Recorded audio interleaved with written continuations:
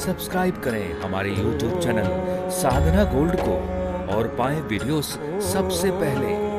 Bell icon दबाना ना भूलें। जितना आप लुटाओगे, जितना आप दान करोगे, उतना ही आपको मिलने वाला है। दान दिया हुआ महाराज डबल होके हमेशा मिलता है। जितना आपने दिया हमेशा डबल होके मिलेगा। प्रेम से बोलिए राधे राधे।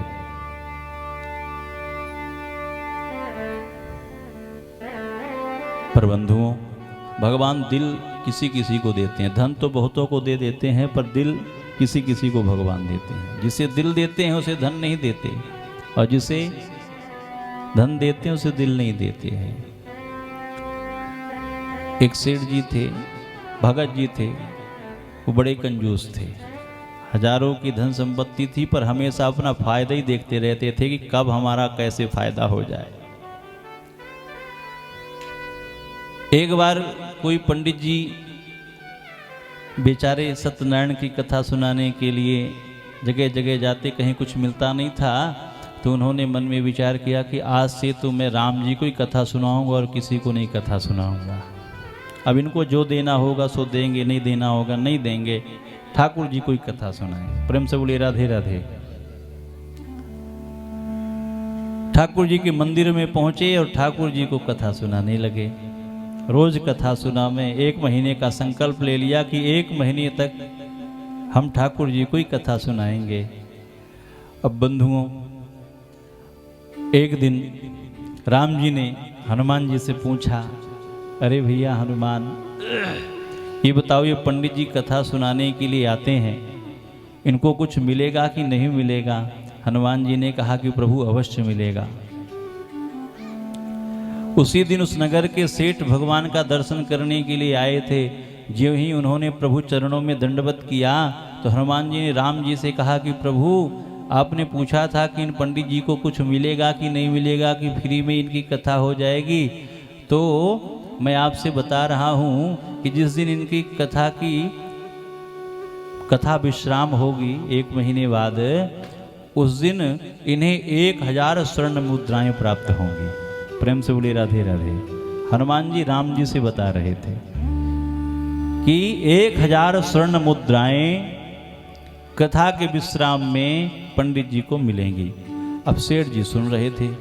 सेठ जी ने मन में विचार किया, यहाँ तो हमारा बड़ा फायदा हो सकता है।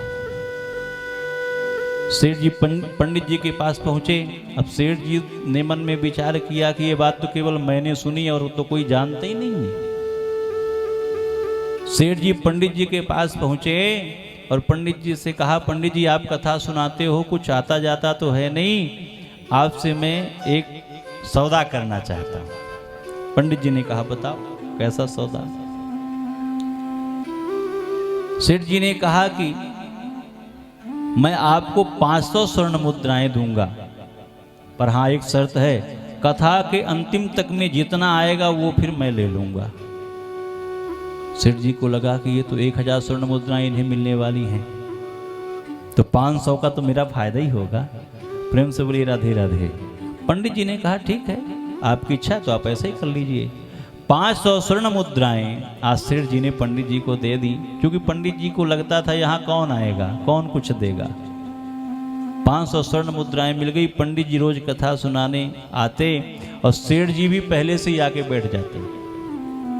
क्यों? क्योंकि उन्हें लगता कि कहीं हम चूक न जाएं, क्या पता कब मिल जाए।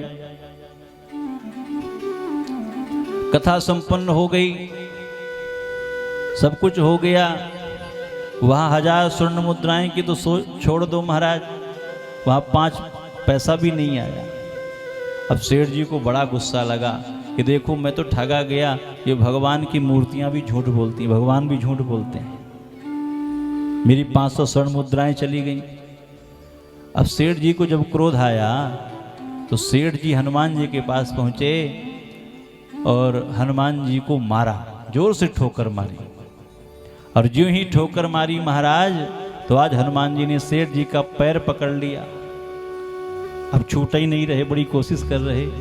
फिर राम जी ने हनुमान जी से पूछा, अरे हनुमान जी, पंडित जी कथा सुनाते थे, आपने कहा था कि कथा विश्राम में इनको 1000 स्वर्ण मुद्राएं प्राप्त हो जाएंगी, वो मिली कि नहीं मिली?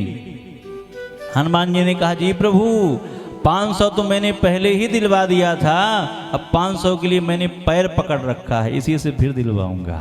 प्रेम से बोली राधे राधे। सेठ जी समझ गए कि मुझे ये चपत लगने वाली है। अब हनुमान जी ने पैर ही नहीं छोड़ा, बड़ा शोरगुल मचा। तो परिवार वाले भी आ गए।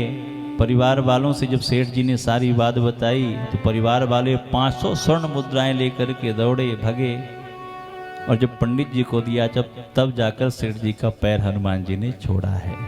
प्रेम से बोलिए राधे राधे। तो यदि भगवान ने धन दिया है तो उसे सदुपयोग में लगाना चाहिए, सही जगह पर। प्रेम से बोलिए राधे राधे।